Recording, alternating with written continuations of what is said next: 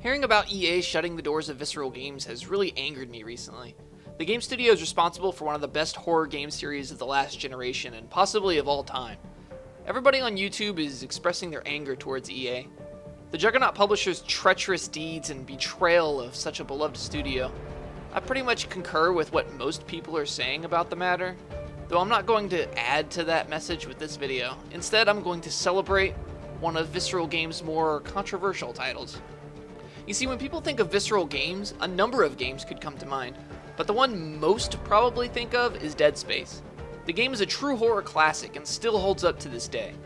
Visceral Games outdid themselves again with Dead Space 2, arguably better in every way than the first Dead Space.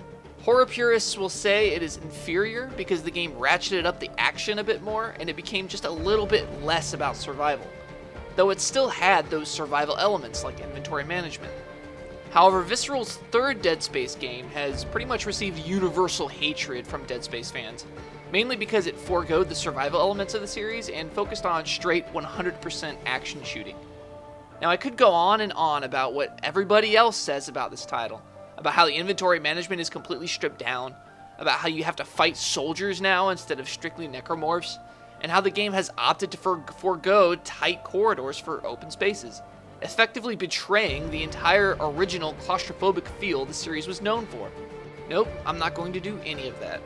Instead, I'm going to praise the game for what it is, an extremely solid third-person action shooter. Now, I'm not the biggest fan of the Dead Space series. I've played through and enjoyed all three of the titles, all of them very enjoyable and well made. Really can't complain about any of them. I played the third title long after playing the original two and went into the game not as a Dead Space game, but as an action shooting game. Honestly, it really holds up well as just that, an action shooter with horror elements to it. This is what I think many people don't do when they look at the game. That's look at the game as a standalone experience and not as a Dead Space experience.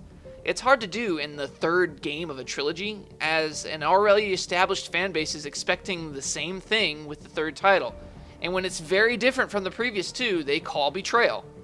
But did fans really want the same thing a third time with Dead Space 3? When fans criticize the game for putting less emphasis on the series' claustrophobic feel by moving its protagonist onto a planet's surface, it makes me think that they truly did want the same game a third time. I personally think the game's open spaces feels just as lifeless and cold, pun intended, as being in tight corridors for the entire duration. There's something equally eerie about being on a lifeless, frozen wasteland of a planet inhabited entirely by necromorphs. Not wanting to get too philosophical, but I happen to connect the planet's environment to the necromorphs themselves. It was no coincidence that Visceral Games decided to pick the necromorph homeworld as an icy planet. They knew exactly what they were doing, and it's shocking to me that instead of embracing this change, the series fans bash the game for it, because it's different, and nobody likes things that are different apparently. I've always thought that the sequel to something should play things safe, only improve on what was already established, while peppering in new things here and there. The third game in a series should start taking chances, because if they don't, then the series will begin to get accused of doing the same thing over and over. The changes in Dead Space 3 seemed appropriate for the third game in the series. Let's be honest though, switching up the game from being entirely claustrophobic hallways to also throwing in open spaces isn't really what fans were so enraged about. A major change was the dumbed down inventory management system, and I can really see why people were upset with it. It's no longer survival horror, and that's a huge change. I happen to embrace the change for one very important reason. Part of the game's charm for me is the game's incredibly imaginative weapon system. There are some seriously interesting weapons in this game, and the crafting and upgrading system for the weapons really pushes this game up to a level that makes it more enjoyable than other third-person shooters of the same era. In order to make this new weapon system in the game work, they really couldn't have the same ammo system from the previous two titles in it. There would just be way too many different ammo types. I think Visceral knew this. They can't very well take out anything that was established in the first two games. They wanted to add in new ideas, new weapons, and new features. But the two previous games were so perfectly balanced that if they started throwing in more ammo types, the carefully balanced system would end up crashing in on itself. There really is such thing as too many options in a game. Too much of a good thing is a bad thing. In this way, it makes perfect sense that they condensed all the ammo into one universal type.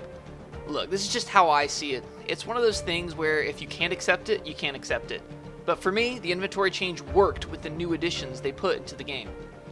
The two features that most fans will bring up about the betrayal that is Dead Space 3 is the co-op and the microtransactions.